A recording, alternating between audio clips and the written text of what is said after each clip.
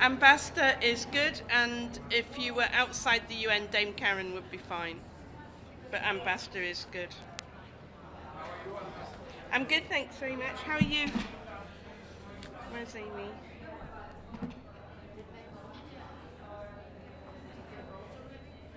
Yes.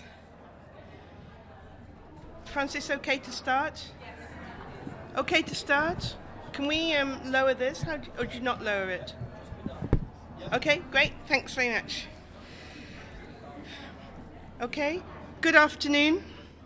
I'd like to make a statement on behalf of the United Kingdom.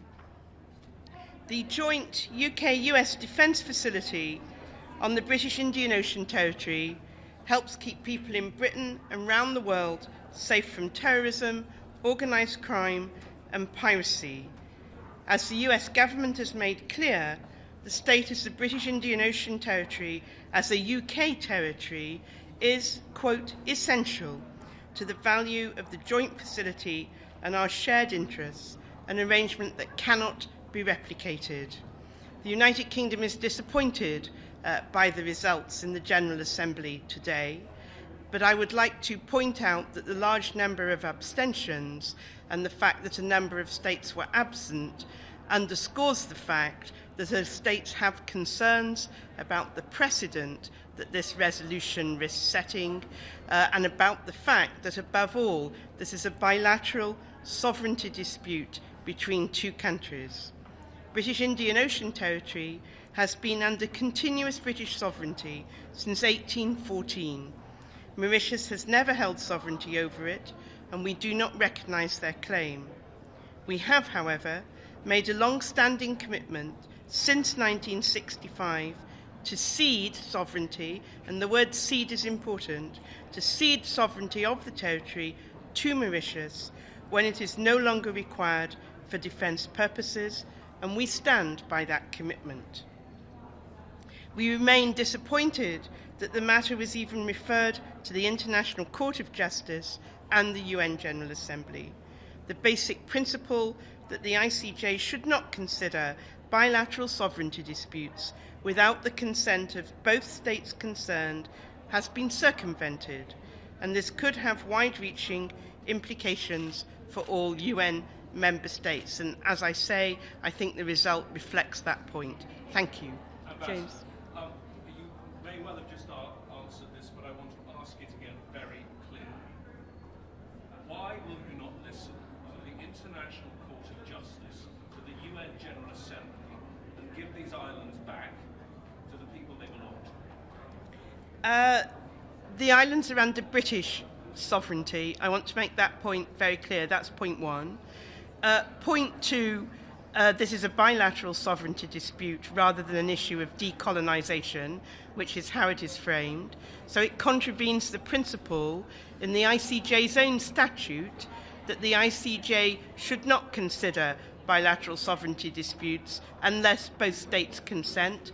Manifestly, we did not consent in this case.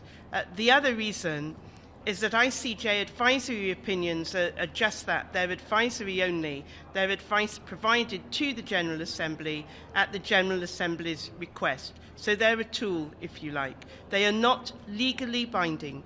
On the contrary, we have an UNCLOS arbitration tribunal award, which is legally binding in respect of the agreement we made with Mauritius in 1965. Don't the Chagos people, though, have the right on their side?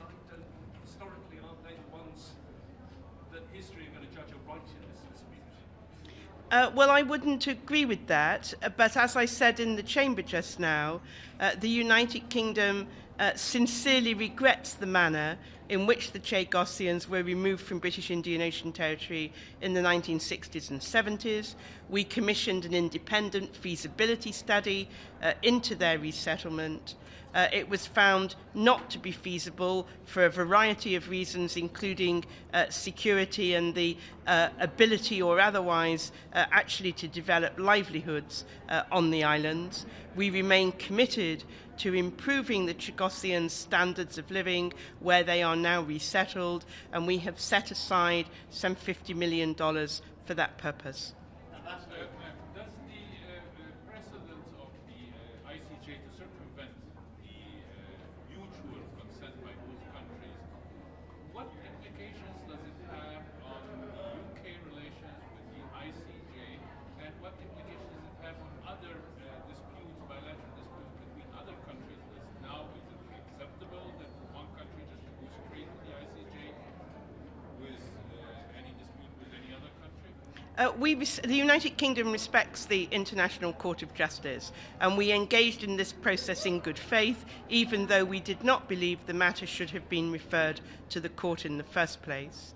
I don't think that respect for the ICJ will change, but in respect of your second question, I think states with bilateral sovereignty disputes will feel at risk now that their disputes can be taken to the ICJ and the General Assembly without their consent. And I think you are right. A number of states will worry about that prospect. Similar arguments apply to the ICJ's advisory opinion on the Israeli security barrier a few years ago? Well, I repeat, advisory opinions may from time to time be used in international law, but they remain not legally binding. That is irrespective of subject matter. It's the type of consideration that the ICJ is giving that's important. Can I follow up on that? The principle that you said that there's a bilateral dispute over sovereignty and territory. Israel would argue that that was also the case in the matter brought before the ICJ, defense related issues involving full occupation versus disputed territory. So would you apply the same principle you just enunciated to that situation involving Israel? The principle of not considering bilateral disputes without the consent of both states concerned is in the ICJ statute. I can't speak for Israel, nor am I an expert in the detail of that advisory opinion. Madam Ambassador, do you expect other countries to follow, such as like Spain and Gibraltar, or maybe Argentina and the Falklands, following with this precedent? I don't expect it.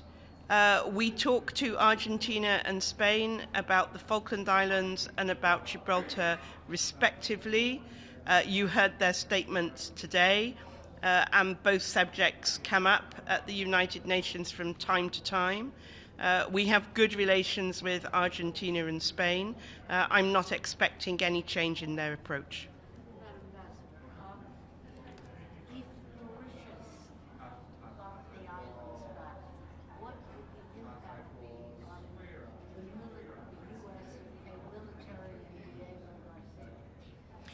Well, I need to be clear that we're not in any doubt of our sovereignty, and it is not in our plan to give the islands to Mauritius. It's not back to Mauritius, except in the circumstances I mentioned, when they are no longer needed for defence purposes.